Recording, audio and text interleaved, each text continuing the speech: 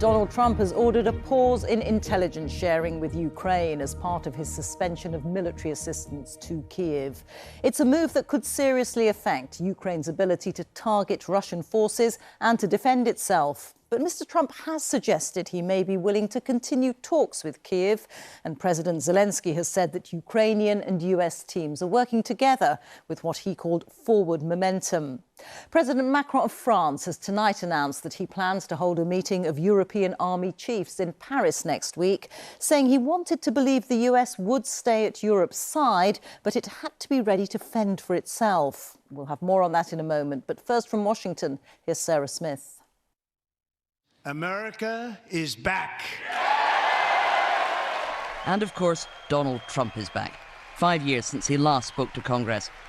In this speech, he was able to signal that tensions between him and President Zelensky may be easing and peace talks could soon begin. Simultaneously, we've had serious discussions with Russia and have received strong signals that they are ready for peace. Wouldn't that be beautiful? Wouldn't that be beautiful? Russia is, for now, still launching deadly attacks on Ukraine. Assaults that will be much harder to prevent now America's stopped sharing military intelligence, as well as halting the supply of weapons and equipment. The US believes that by harming Ukraine's ability to defend itself, they have forced Mr. Zelensky to talk about peace on Donald Trump's terms. Today, White House officials are already making plans for renewed talks with Ukraine.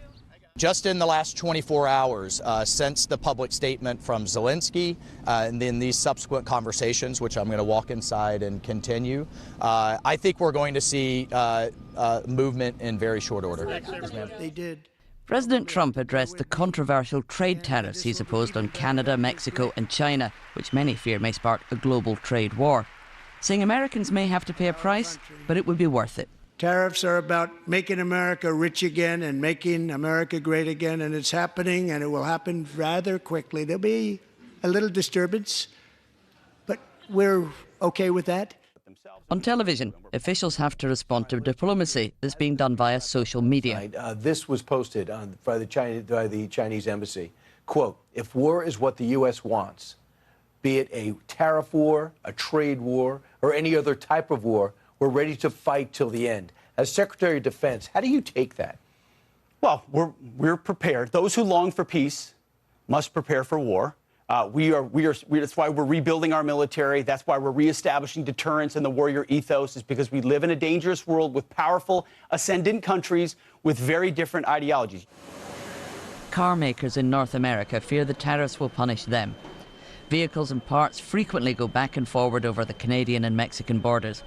They've been given a 1-month exemption from the 25% levy. After that, the administration says they should move their factories to the US. God bless America. President Trump enjoys the enthusiastic backing of his Republican colleagues, even those who used to advocate for free trade and back strong US support for Ukraine. They are now cheering on his approach to peacemaking, even though he appears to be being much tougher on Ukraine than he is on Russia. Now, here at the White House today, there are clear signs that there is an optimistic sense of repairing the relationship between the US and Ukraine. We've heard from the CIA director, who said that the pause in military aid and intelligence sharing could be lifted quite soon once relations are repaired and once agreement has been reached. We know that the National Security Advisor from America has been talking to his counterpart in Ukraine. And we heard from President Zelensky as well. He said that those talks have produced what he described as some forward momentum, and said he hopes to see some results as early as next week. But of course, this has all only come about because President Zelensky has been forced essentially to submit himself